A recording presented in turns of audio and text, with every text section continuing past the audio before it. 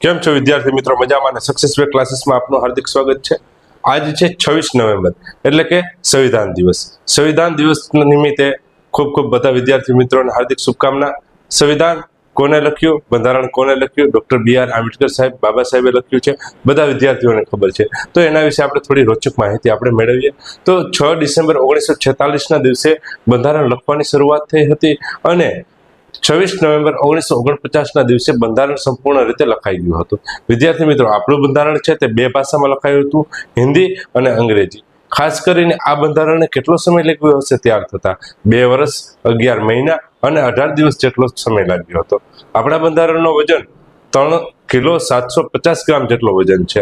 આપણું બંધારણ તમને તો ખ્યાલ જ છે, 26 જાન્યુઆરી 1950ના દિવસે આપણે અમલમાં આવ્યું। તેને આપણે ગણતંત્ર દિવસ તરીકે ઉજવીએ છીએ।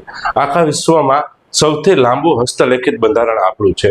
વિદ્યાર્થી મિત્રો, આ માહિતી તમને સાંભળીને મજા આવી હોય, નવી લાગી હોય તો આગળ શેર કરજો અને અમારી ચેનલને ફોલો કરજો। વંદે માતરમ, ભારત માતા કી જય।